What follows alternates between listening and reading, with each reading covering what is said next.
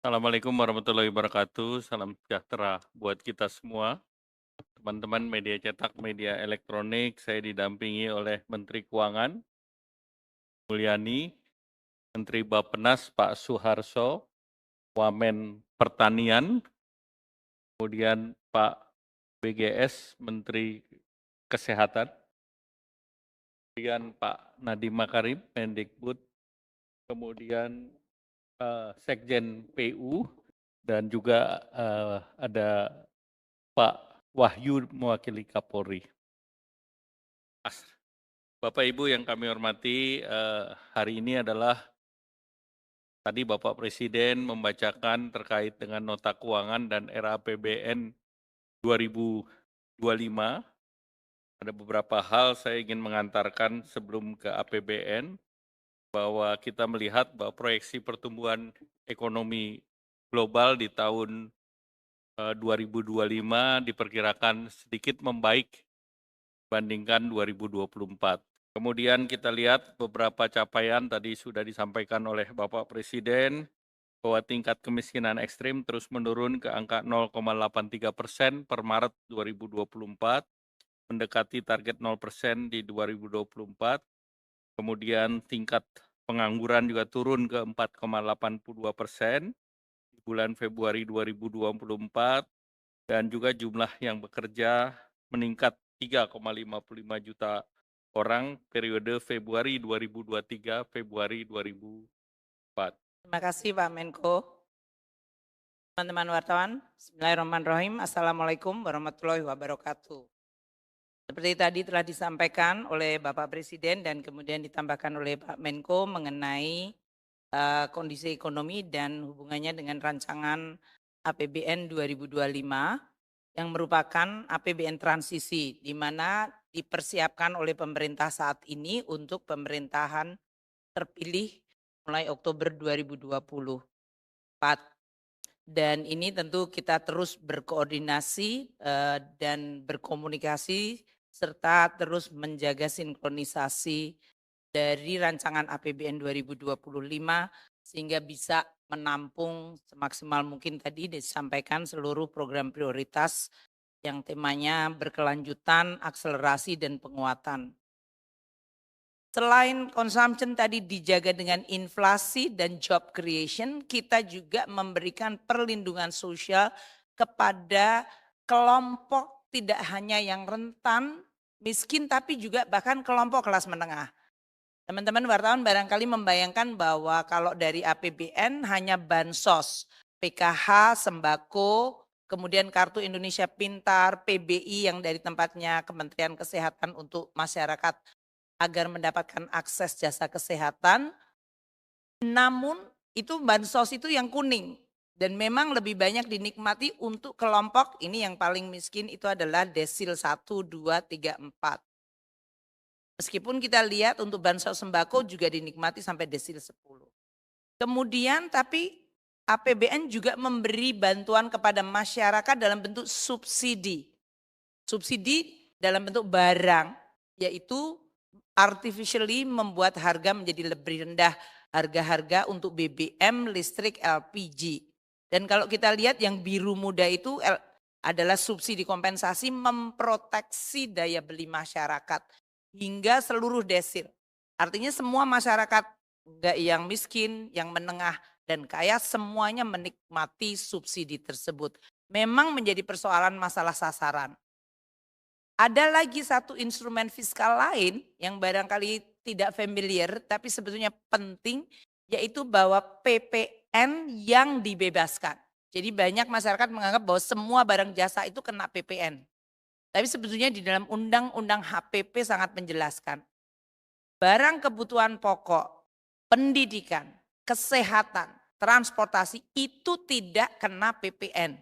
Jadi kalau membayangkan PPN kemarin 10 ke 11 dan di Undang-Undang HPP akan menjadi 12, itu barang-barang itu tidak terkena PPN. Jadi itu memproteksi dan kalau kita lihat yang biru tua di atas ini, mereka dinikmati bahkan lebih pada kelompok kelas menengah, bahkan sampai ke atas dalam hal ini. Jadi saya ingin menyampaikan bahwa APBN menjaga daya beli masyarakat agar consumption itu tetap terjaga stabil tadi melalui daya beli, inflasi rendah, melalui job creation sehingga employment bertambah tadi dengan 21,3 juta selama 10 tahun terakhir dan 11,1 tahun terakhir. Plus kita memberikan bantalan melalui APBN dengan 3 moda, yaitu modal mengenai bansos dari subsidi maupun dari PPN yang diberikan pembebasan. Tingkat kemiskinan menurun dengan berbagai intervensi policy pemerintah, termasuk kemiskinan ekstrim. Nanti mungkin Pak Arso akan menyampaikan. Dan ini merupakan salah satu bahwa pertumbuhan kita inklusif berkualitas. More kita ingin tidak hanya sekedar level pertumbuhan, tapi kelompok yang paling rentan miskin bisa kemudian ikut menikmati. Ini sesuatu yang positif. Bahkan kalau kita lihat dana desa yang sudah diberikan sejak 2018, kita lihat di sebelah kanan, mayoritas desa itu adalah desa tertinggal, yaitu yang orange. Kita lihat dalam kurun waktu 2018 hingga 2024, desa tertinggal menurun tajam, yaitu dari dari di atas 27.000 sekarang sekitar 5.000. Sementara yang biru tua naik ke atas itu adalah desa yang mandiri. Desa mandiri dari 310 desa di 2018 sekarang sudah 17.203 desa yang statusnya mandiri.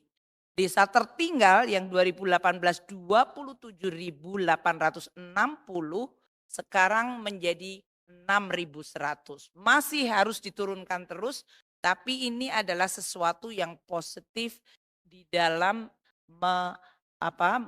menyelesaikan persoalan-persoalan pada kelompok masyarakat yang rentan, daerah yang masih tertinggal, dan kelompok masyarakat miskin. APBN 2025 didesain untuk menjaga transisi ini. Tema yang kami terus konsultasikan dengan presiden terpilih dan maupun presiden yang saat ini Pak Jokowi adalah bahwa keberlanjutan, dan beliau berdua selalu berdiskusi, keberlanjutan, penguatan, dan akselerasi. Namun APBN sebagai instrumen yang vital harus terus dijaga supaya dia terus menjadi instrumen yang bisa mendukung tadi keberlanjutan, penguatan, dan akselerasi. Agenda tematik 2025 kalau kita lihat di sini pendidikan 722,6 triliun. Yang mungkin perlu di sini dilihat selain program yang meneruskan seperti peningkatan akses tadi, kualitas pendidikan dan menggunakan instrumen yang sama seperti PIP, KIP kuliah, BOS, BOP, PAUD, beasiswa termasuk LPDP, juga pemberian makanan bergizi untuk anak-anak sekolah. Di pemerintahan presiden terpilih juga akan memfokuskan pada renovasi sekolah-sekolah, terutama kelas-kelas dan sekolah-sekolah yang buruk, dan pembangunan sekolah unggulan. Yang biru ini adalah yang berasal dari pemerintah baru untuk penekanan suatu program baru dan akselerasi untuk pendidikan. Faktor kedua adalah perlindungan sosial 504,7 triliun.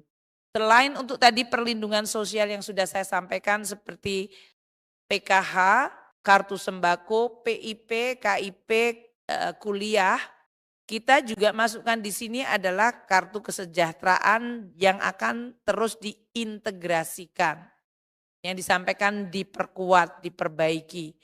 Juga ada penguatan perlindungan sosial sepanjang hayat, terutama karena kita antisipasi demografi yang mulai menua. Dan penguatan dari graduasi dan dari kemiskinan.